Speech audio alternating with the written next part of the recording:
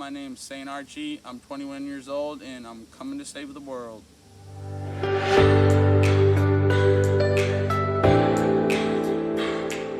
I want to start off our interview today by asking you a question. All right. What do you think people's first impression of you is? Probably a little that I'm a little different. I'm always wearing like circle glasses, do-rags, super bright, crazy shirts. I got a man purse. So they're probably a little weirded out or something. I don't know. Depends on that person's taste. You either like it or you hate it. Have you ever had anyone approach you in a way that you had to kind of explain yourself? Yeah, all the time. Being a musician, you always have to, either after a show or even on the street, just because of the way I dress, people walking up to me and wanting the rundown of what the heck is going on with this guy.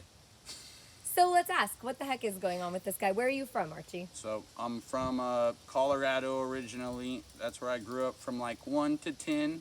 And then I ended up moving to Las Vegas like during the recession time in '09. And then I lived in Vegas till my junior year and ended up getting in a bunch of trouble, and school didn't end up the best, and this was a kind of a crazy kid, but not my fault because I was in Las Vegas. And when you are a good looking, handsome fellow like Vegas will cause you some problems. So then I moved out of there and I moved back to Colorado for a little bit, started getting my life together, doing music. I dropped an album and everything that blew up really big, and I was like, hey, I'm gonna move to LA now, and now I live in LA, or Thousand Oaks. So you said you got into some trouble out in Vegas, and I think I read some things on your Instagram that you've overcome some stuff and Yeah. kind of came up from a place that you knew you didn't belong. Very true. Do you want to talk a little bit about that? Yeah. I mean, in Vegas, like my parents and me, we had some falling out just because I was acting like a fool, and then I got involved in the wrong crowd, and then started doing drugs and started fighting all the time. And when you don't have the correct guidance, it just gets worse and worse and worse.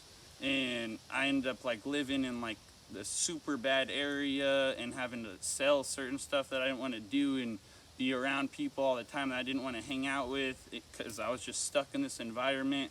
And I did overcome it though, and by myself overcame it because didn't have a lot of help from my mom or dad just because they were doing their own thing. And I was telling them, hey, I got this, let me do me. And I figured it out and got out of there, and I still love there though. Still home. So you kind of answered my question, but I'd like for you to expand on it when you said you got out of your situation on your own. I was going to ask you if there was a catalyst or if there was something you saw or a motivator that made you want to quote unquote change things around. Yeah, it was pretty much just God in the universe and how things rolling, telling me, hey man, you're bigger than this, you're better than this, get out of this situation. And yeah. So had you always been into music your whole life, or did that love bloom when you started to quote unquote turn your life around? So when I was 17, it was in that time, like I was like a super big athlete, and I wanted to always like go pro in either like football or basketball or hockey or wrestling and track. Even I used to do track, but I didn't do that because, like I just said, that stuff in the past and going pro don't align. But I realized I still was like a personality and a character, and I was meant to change the world. So I was asking God like every day, praying to him, hey man, give me a vision or something to like roll with. And like I developed this vision of like I really want to get into virtual reality, and this movie Ready Player One is like about this guy who creates the virtual reality universe. And so like I wanted to have that, and I was like, well, how could I compete with like Apple and Microsoft though, and all these like billionaire companies are going to open up virtual reality companies once that comes. Like pretty much like these big tobacco companies in like the marijuana industry, they just take over everything because they have billions of dollars. So I was like, well, fame, like the same way Kanye West can compete in the shoe industry or Bieber in the perfume industry or Kylie Jenner with cosmetics, is because they had fame. So I'm like, I just gotta get famous, and then virtual reality, I'm gonna kick its butt. I'm gonna become the next Steve Jobs times John Lennon. And I was like, well, how can I get famous? I'm like, well, I'm freaking amazing at rapping. So I just kept rapping and singing and learning the piano, and it just, I think it's my natural destiny to blow up off of music. And certain things, like when it's your natural destiny, it will just all fall into place, and you'll realize like this is what I'm meant to do in my life. And once you get that, nothing could stop you. Yeah. Do you write your own music? Yep, I write it all. I produce it, most of it. Sometimes I get some free beats from YouTube, but I mix it all and master it all. So where does the inspiration for your music, for your lyrics come from? I would just say probably number one, God, and then me, or maybe my family, number two, and telling my family story, because I realize like I'm just the manifestations of my family and my environment, and I'm meant to tell their stories and help them. It's not about me all the time. And then if I feel a type of way about a political issue, or like I'm Mormon, so I sometimes have to like feel a lot of ways about religion and stuff that I have to write about, and it's just really like, yeah, how I feel that God wants his view expressed, how my families want their views expressed, and then me. So did I just hear you say that you're Mormon? Yep, I am Mormon. That's why it's St. Archie, actually, because LDS stands for Latter-day Saints, and I'm a Latter-day Saint, so St. Archie. Very cool. Yep, yeah. Very cool. I think that's very respectable. Yep, yeah. How much religion comes into your lyrics? A ton. But I try to not make it, because I understand, like, I don't think that Buddhism's wrong or Hinduism, and I don't think that, like, Jehovah's Witness or Catholicism or other religions are wrong. I think we all have good pieces and stuff to contribute to having a relationship with the Lord, and that's all it's about. So I don't try to, like, make it just about that, because people do get caught up on religion, politics, and sports. So I try to keep it open-ended, just like, I love you, God. I'm out here trying. I'm not like the Mormon rapper where I'm like, Joseph Smith was down by the river, and that's not me. Now, I would assume then that when the religion does come into play into your music, a lot of it is uplifting and more about where you've come in your life in your 21 years.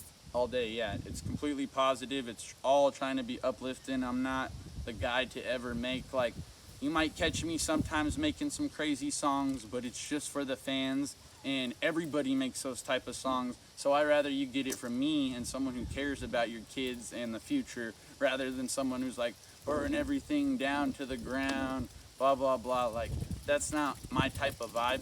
You mentioned that you moved out to California after having some great success with your music, and you said in Colorado. Yep. Do you want to talk to me about that a little bit? Yep. So in the part of Colorado is like the western slope. So like that's like Grand Junction, Aspen, Glenwood Springs, all that area. And I was the number one ticket seller out of like an entire year. And we opened up for Ritz and Dizzy Wright, Devin the Dude, a couple other people. And we sold over 5,000 tickets. And that was actually 1,500 more than the second person had sold that is an opening act. And then also on the album we dropped is called A Whole Lot of Jesus Stuff, but other word, that's explicit. But that had 42,000 streams right now. It's been shared over like 7,000 times on YouTube, Facebook, Instagram. And I did release a little project before that did really good. And I'm helping my other artists. I got my uncle JJ who works with me, and my little brother Silas who works for me out in Vegas, and helping them put their stuff together. But yeah, everything really did start from that album and those first couple shows I did and learning how to hustle and sell tickets, and then it just exploded, and I've been running since then. That's really great. It's got to be very rewarding to see that many followers and hits and shares and and streams. Oh yeah. I mean, this is a hard industry that you probably won't make it in if you do try. It's this hard. It's literally like trying to win the lottery of trying to become a professional musician or an athlete. And it takes an enormous amount of work, like, and a lot of work that people don't see. Like, I've probably written 400 songs that people have never even heard. And so the stuff that I do put out, and it does get good traction, it does mean a lot to me. Even if you one like on a picture or one comment, I see your name and I appreciate it so much. So out of all of the different streams and all the different platforms that your music is on, I'm sure that people have commented, messaged you, sent in their feedback or excitement about the music. What, if you had to pick one, would be your favorite comment or feedback or message you've ever gotten? Heck, I'd probably just say like my grandfather, my grandpa Jim.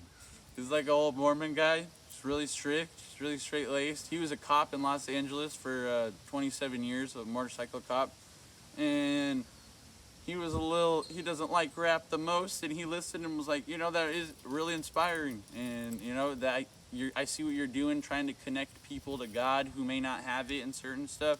And I've had like big comments from like big accounts, other rappers and comedians and stuff, but like that one from my grandpa, I remember to this day. He's like, you're actually a really good kid. After I listened to that, like, I realized who you fully are.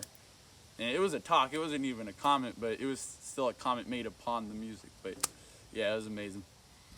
That's pretty incredible. And I think that as human beings, that gratification that comes from the approval from the people that are important in our lives, which it sounds like Grandpa Jim was pretty important in your life. Yeah. So it sounds like, to me, that those are some of the most rewarding, like you even said. Yep. But I think we just seek out those approval moments. Yep. So that's amazing that you got that. I love yeah. that. Yeah, that's all we do it for, is approval by our parents. So what is something that would surprise people to know about you? Well, I said I'm Mormon, so that's probably the number one surprise people don't usually get. Two, I'm really good athlete. Like, if you want to catch me in a game, basketball or hockey or football or UFC fighting, I'm that guy. Call me out. I'm a baller, guys. So you mentioned that you have collaborators and projects. What's next for Archie? So we're going to be putting out a joint project. It's going to be called St. Archie and Obi-Wan Jose Save the World from Corona.